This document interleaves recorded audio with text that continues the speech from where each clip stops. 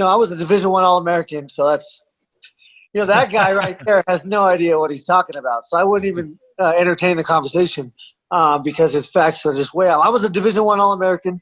Again, I wrestled some of the toughest guys at their prime.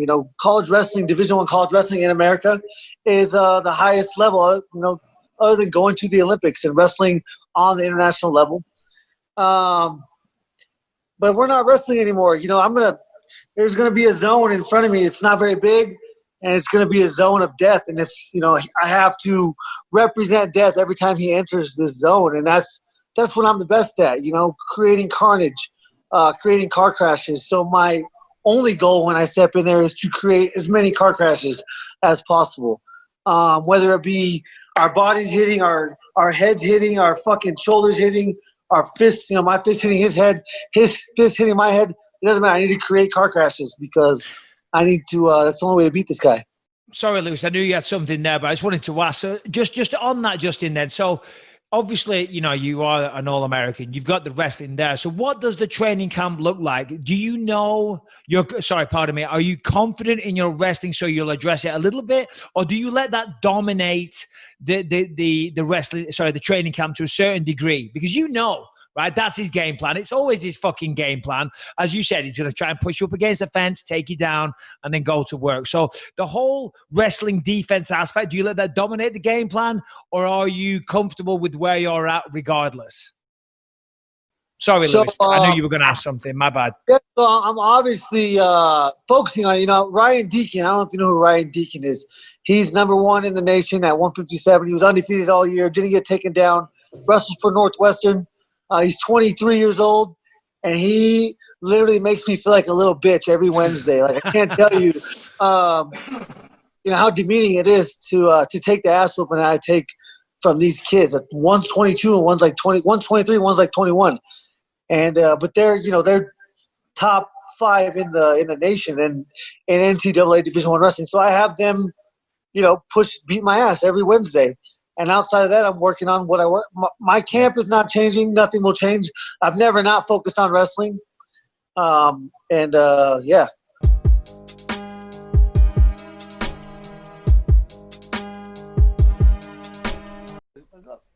Darren Till. There's the grappler kid, the Norwegian kid. He looks good. Hermanson. Hermanson looks tough. I mean, I want somebody who means something, and it's a name meant to be. I left the division, the number 2 ranked middleweight in the world, so they can say what they want because I'm unranked at the moment, but I can come back and reassert myself very quickly if I need to.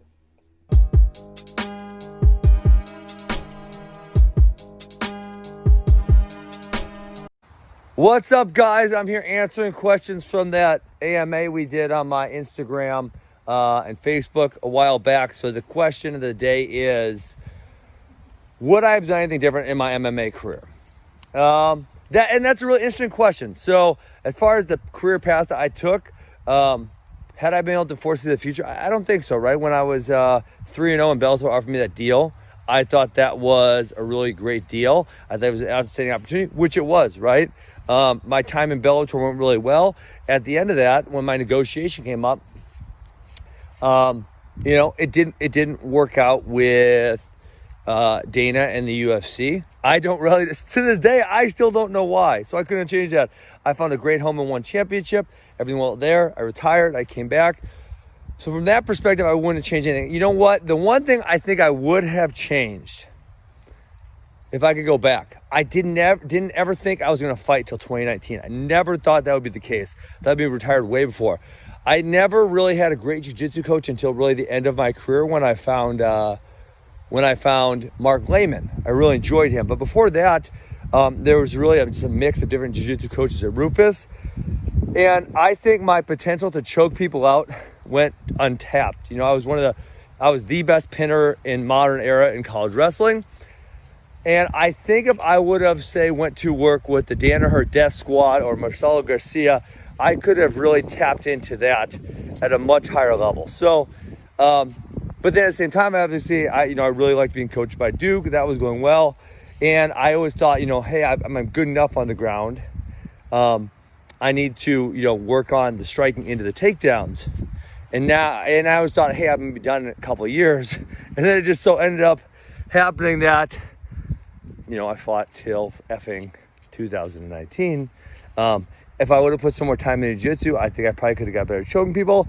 But hey, that's how it goes sometimes. So that's what I would have done a little bit differently had I been able to go back and do it again.